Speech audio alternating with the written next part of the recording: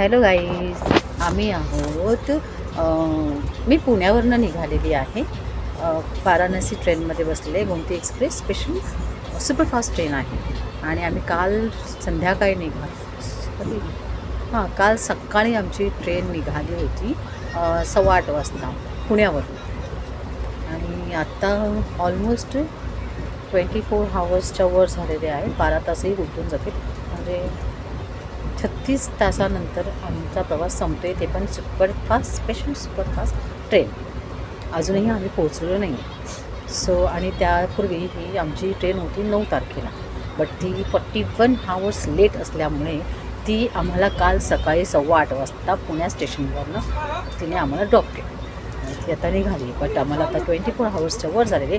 ती दुपारी 12 वाजता पोहोचणार होती वाराणसीमध्ये, पण अजूनही ती ट्रेन चालतच आहे. कारण की तिचे रूट डायव्हर्ट्स होत राहतात, त्यामुळे ती नेमके तिचे रूट समजत नाही आहे. आणि अशामुळे सगळे जे पॅसेंजर्स आहेत ते खोळंबलेले आहेत. सकाळपासून इथे कोणत्याही प्रकारची सुविधा नाही आहे.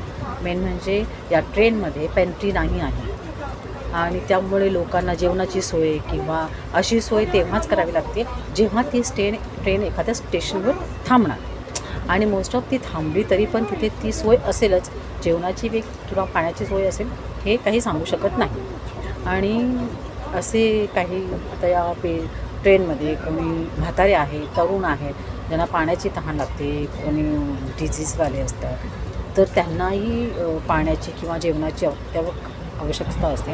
अशा वेळेस त्यांनी काय करावं, तर त्या स्टेशनची वाट बघावी. जोपर्यंत ते स्टेशन येत नाही तोपर्यंत त्यांना कोणत्याही सुविधा नाही आहे, बिकॉज ते पेंट्री नाही आहे. आणि याला सुपरफास्ट ट्रेन म्हटलं जातं, गोमती एक्सप्रेस. प्लीज माझं असं म्हणणं आहे की तुम्ही ह्या ट्रेनने कधीही प्रवास करू नका. मला हा एक्सपिरियन्स आलेला आहे की ट्रेन मला पोहोचवणार होती दुपारी 12 वाजता. ऑलमोस्ट ही 12 तास लेट आहे. मराठीमध्येच बोलणार मी मराठी आहे तर मी मराठीमध्ये बोलणार. मला बरेच लोक म्हणतात की हिंदी में बात करो. तर मला असं वाटतं की जो पण वाराणसी वगैरे जात असेल आणि त्यांना जर ट्रेन बुक करायची असेल तर प्लीज कोणीही Gomti superfast special train book करू नका.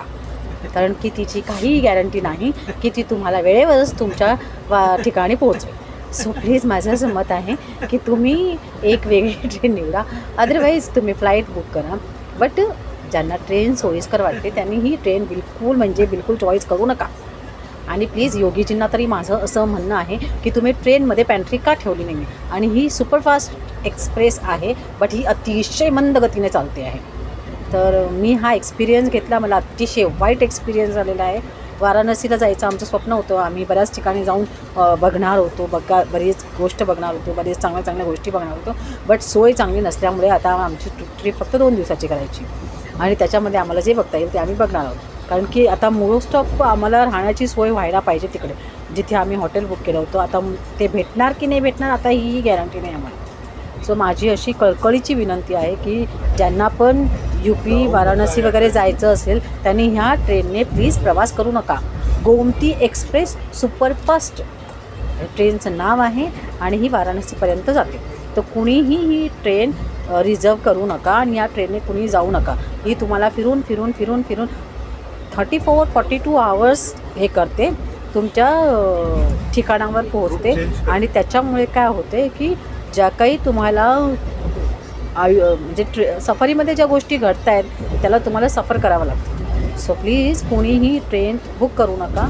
आणि मेन म्हणजे ज्यांची प्रकृती खराब आहे, जे आजारी असतात, लहान मुलं जे सफर करून नेता येईल लहान, त्यांनी तर बिलकुलच या ट्रेनने प्रवास करू नका.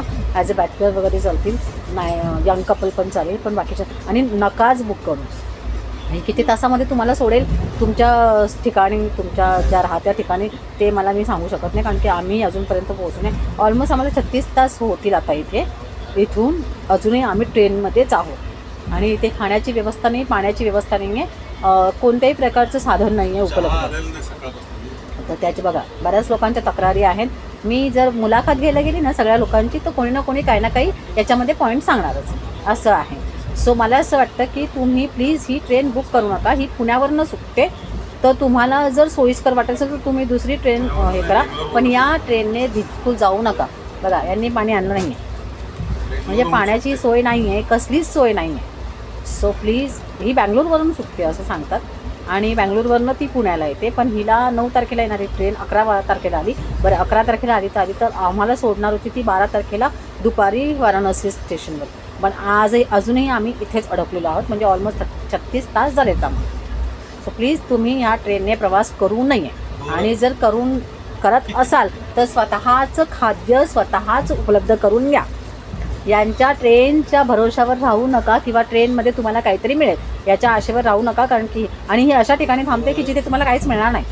सो प्लीज माझी अशी कळकळीची विनंती आहे की तुम्ही ह्या ट्रेनने प्रवास करू नका.